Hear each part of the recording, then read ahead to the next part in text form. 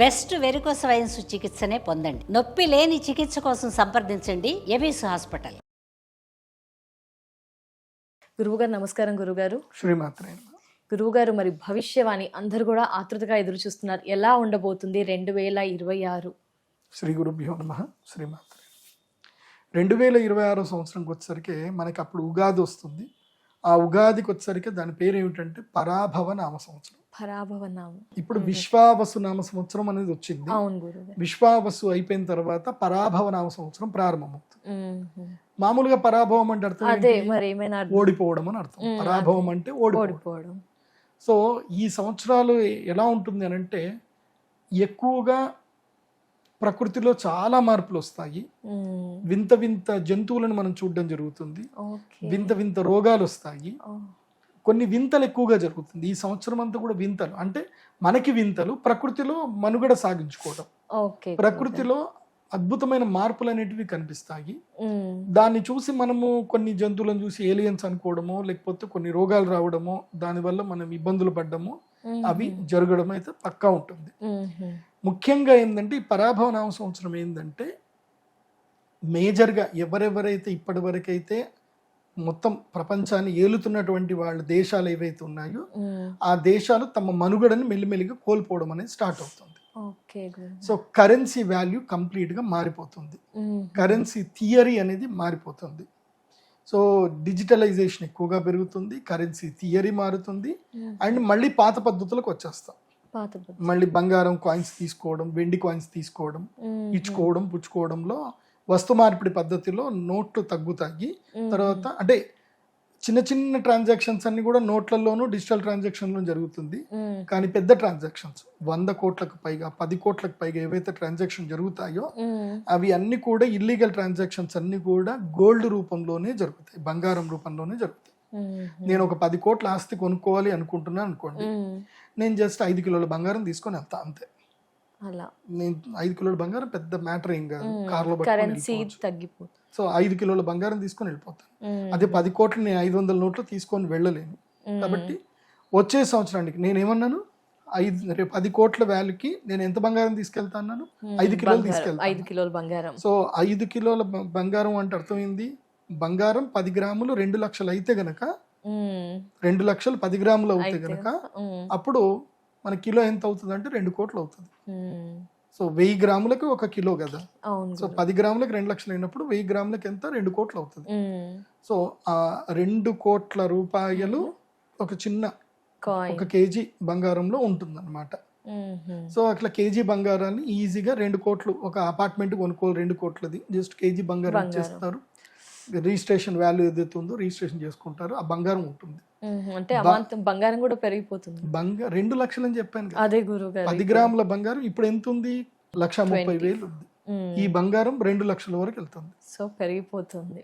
ఇంకా బంగారమే ఫ్యూచర్ కూడా ఒకటి గుర్తుపెట్టుకోండి, ఈ future transactions and world wide గా న్యూ కరెన్సీ వస్తుంది. సో అది ఈ సంవత్సరానికి ప్రారంభం అవుతుంది. బట్ ఇంకో 2-3 years లో న్యూ కరెన్సీ వస్తుంది. బ్రిక్స్ కరెన్సీ పక్కా వస్తుంది. సో డిజిటల్ కరెన్సీ వస్తుంది, బ్రిక్స్ కరెన్సీ వస్తుంది, డాలర్ పతనం మొదలవుతుంది. ఇలాంటివి చాలా వింతలు విచిత్రాలన్నీ కూడా ఈ సంవత్సరం నుంచి మొదలవుతాయి. అంటే జూన్ లోపేనా గురువు గారు? లేదు, గురుడు కర్కాటక రాశి లోపలికి ఎంటర్ అయిన తర్వాత స్టార్ట్ అవుతుంది. సో జూన్ 3వ తారీఖు నుంచి ఈ మార్పులు స్టార్ట్ అవుతాయి. నేను ఆల్రెడీ పోయిన సంవత్సరము సుమన్ టీవీలోనే చెప్పాను, బ్రిక్స్ కరెన్సీ రాబోతుంది, ఇలా జరుగుతాయి, డాలర్ ఇది పెరుగుతుంది అని అన్ని చెప్పాను. నేను చెప్పినవన్నీ కూడా జరిగాయి. ఇది కూడా జరగబోతుంది. ఫ్యూచర్ అంతా కూడా డిజిటల్ కరెన్సీ ఉంటుంది. అండ్ వరల్డ్ ఫైనాన్షియల్ హబ్ వచ్చేసరికి దుబాయ్ అనేది వరల్డ్ ఫైనాన్షియల్ హబ్ గా మారిపోతుంది. సో శ్రీమంతులు, డబ్బులు ఉన్నటువంటి వాళ్ళు, ఆ ట్యాక్సుల నుంచి ఎగ్గొట్టుకొని బతకాలనుకునేటువంటి వాళ్ళు అందరు కూడా దుబాయ్కి వెళ్ళిపోతారు. అండ్ ప్రపంచవ్యాప్తంగా ఎవరెవరైతే పెద్ద పెద్ద కంపెనీస్, పెద్ద పెద్ద ట్రాన్సాక్షన్స్ ఉన్నాయో వాళ్ళందరూ కూడా దుబాయ్ నుంచి ఆపరేట్ చేస్తారు. ఎందుకోసం అంటే జీరో ట్యాక్స్. సో వరల్డ్ మొత్తం డిజిటల్ కరెన్సీగా మారిపోతుంది కాబట్టి డిజిటల్ కరెన్సీ ఎక్కడైతే ఉంది, ఇప్పుడు మీరు ఉదాహరణకి ఒక వెబ్సైట్ లో ఒక పేమెంట్ చేసి మీరు కొనుక్కుంటున్నారు, ఓకే గురు. ఆ పేమెంట్ నీకు ఎక్కడ జరిగినా మీకు ట్రాన్సాక్షన్ ఇండియాలో జరగాలి కాబట్టి ఇండియాలో నీకు పేమెంట్ అయిపోతుంది, నీకు వచ్చేస్తుంది. కానీ ఆ బ్యాంక్ ఎక్కడ ఉందనేది మీకు అనవసరం కదా.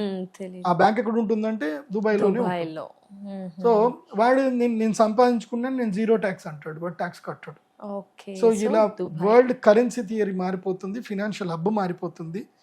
దీనితో మన భారతదేశానికి జూన్ 3వ తారీఖు తర్వాత ఆర్థిక మాంద్యం యొక్క బెడదలు మొదలవుతాయి. ఈ బంగారం పెరిగిపోవడం వలన ఆర్థిక మాంద్యం యొక్క బెడదలు మన భారతదేశంలో మొదలవుతుంది. ఒకటి బాగా గుర్తుపెట్టుకోండి, ఆర్థిక మాంద్యం వల్ల బాధపడేటువంటి వాడు పేదవాడే.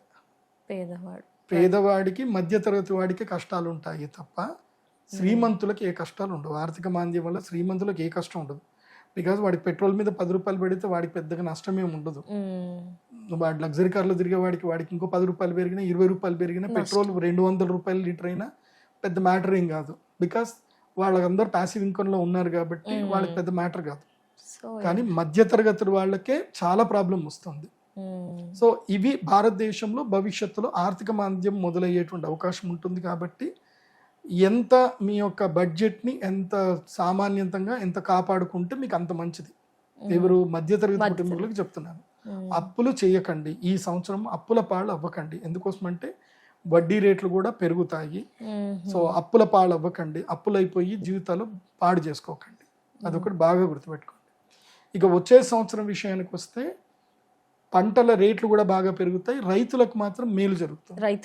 రైతులకు మేలు జరుగుతుంది. బికాస్ పాడి పంటలకి ధర బాగా పెరుగుతుంది. సో దానివల్ల అయితే రైతులకైతే మంచి లాభం ఉంది. పువ్వుల ధరలు పెరుగుతాయి, పండ్ల ధరలు పెరుగుతాయి, తర్వాత వెజిటేబుల్స్ అన్ని ధరలు పెరుగుతాయి. మధ్యతరగతి వాడికి మాత్రం కష్టం. వచ్చే సంవత్సరము మధ్యతరగతి వాడిని ఇంకా పేదవాడిని చేస్తుంది. పేదవాడు ఇంకా పేదవాడు అవుతాడు. రైతులకి డబ్బులు ఎక్కువైన ఆలోచన వస్తుంది, కానీ తీరా వాళ్ళు కొనుక్కునేసరికి అదే ఈక్వల్ అయిపోతుంది. ఉదాహరణకి ఇప్పుడు 5,000కి కింటా అమ్మితే నెక్స్ట్ 7,000 కింటా దొరుకుతుంది, ఏదో 8,000కి దొరుకుతుంది. కానీ ఇప్పుడు ఏదైతే కనుక ఏదైనా వస్తువు 100 రూపాయలకు దొరికితే అప్పుడు 200కి దొరుకుతుంది. సో ఈక్వల్ రేషియోకి వెళ్ళిపోతుంది. కాబట్టి అందరు కూడా ఆర్థిక భద్రతతో కలిగి ఉండండి, ఆరోగ్యంగా ఉండేటట్టుగా. నెక్స్ట్ ఇయర్ అయితే కనుక మెయిన్గా ఇంపాక్ట్ పడేది, నష్టాలు ఎక్కువగా జరిగేది స్టాక్ మార్కెట్లో పెద్ద పెద్ద నష్టాలు వస్తాయి. అట్లాగే ప్రకృతి విపత్తుల్లో మెయిన్గా పెద్ద భూకంపం ఏర్పడుతుంది. భారతదేశంలో భూకంపం ఏర్పడే ప్రాంతాలు కూడా నేను ఆల్రెడీ రీసెర్చ్ చేశాను. ఢిల్లీ ప్రాంతంలో భూకంపం ఏర్పడేటువంటి అవకాశం ఏర్పడుతుంది. ఢిల్లీ అదేవిధంగా ఉత్తరాఖండ్ ప్రాంతం లోపల పెద్ద ల్యాండ్ స్లైడ్స్ జరుగుతాయి, భూకంపాలు బాగా జరుగుతాయి. వచ్చే సంవత్సరము ఎవరు కూడా తీర్థయాత్రల్లో నార్త్ ఇండియాకి, హిమాలయాస్కి, ఉత్తరాఖండ్కి తీర్థయాత్రలకి రేపు వచ్చే సంవత్సరం మాత్రం ఎవరు వెళ్ళకండి, పోస్ట్పోన్ చేసుకోండి. ఆ తర్వాత సంవత్సరానికి వెళ్ళండి. ఇది నేను ఇచ్చిన గైడ్ లైన్స్. లాస్ట్ ఇయర్ కూడా చెప్పాను, కొంచెం లాస్ట్ ఇయర్ కూడా చాలా జరిగాయి. ఇప్పుడు కూడా కష్టంగానే ఉంటుంది. ప్రకృతి పూర్తిగా మార్పులు జరుగుతాయి. విపరీతమైనటువంటి మంచు కురుస్తుంది, విపరీతమైన వానలు పడతాయి. ఈ సంవత్సరం వానలు ఎట్లా చూసాయంటే క్లౌడ్ బస్ట్ అనే కొత్త వర్డ్ విన్నాం. అవును గురుగారు. నెక్స్ట్ ఇయర్ కూడా అవే ఉంటాయి. ఇవి అందరూ కూడా చూసుకోండి. ఇవి ముఖ్యంగా ఏంటంటే కామన్ మ్యాన్కి పర్వాలేదు, కొంచెం రేట్ల వరకు ఇబ్బంది అవుతుంది తప్ప లైఫ్ స్టైల్ అయితే బాగానే ఉంటుంది, మిగతా అంతా బాగానే ఉంటుంది. కుంభకోణాలు, పెద్ద పెద్ద కుంభకోణాలు బయటపడతాయి. ప్రస్తుతం ఉన్నటువంటి ఎందుకోసం అంటే సింహరాశి లోపలికి ఎప్పుడైతే కేతు వస్తాడో, ఎవరైతే ప్రభుత్వంలో ఉంటారు, అది ఎవరైనా సరే, ప్రభుత్వంలో అధికారంలో ఏ పార్టీ అయినా ఉన్నా గానీ వాళ్ళకి చురకలు బాగా వస్తాయి. వాళ్ళ ప్రభుత్వాలు పడిపోయే స్థాయికి వాళ్ళకి ప్రజల నుంచి విమర్శలు ఎదుర్కొంటారు. అది సెంట్రల్ గవర్నమెంట్ అయినా స్టేట్ గవర్నమెంట్ అయినా ఎవరైనా సరే, అధికారంలో ఉన్నటువంటి వాళ్లకు బాధలు ఎక్కువగా పడాల్సిన పరిస్థితులు ఏర్పడతాయి 2026. ఇది 2026. ఇంకా చాలా చెప్పాలి, ఉగాది తర్వాత చెప్తాను చాలా విషయాలు. తప్పకుండా గురుగారు, ధన్యవాదాలు, నమస్తే.